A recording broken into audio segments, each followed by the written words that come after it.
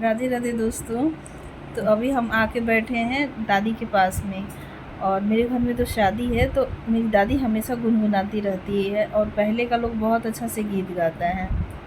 तो हम बैठे थे, दादी बोली है कि कोहबर का गीत गाते हैं, तो वही अभी गाएगी, तो आप लोग सुनिएगा, बहुत अच्छा से गाती है। हम लोग को बिल्कुल आता ही नहीं है, और उन लोग का होता है ना कि गीत बहुत बड़ा बड़ा होता है, तो इसमें तो थोड़ा भी नहीं आएगा। तो चलिए दादी मेरी गाएगी, थोड़ा ही बोले हैं गाने के लिए, और आप लोग ज़रूर सुनिएगा। ओ सिया राम,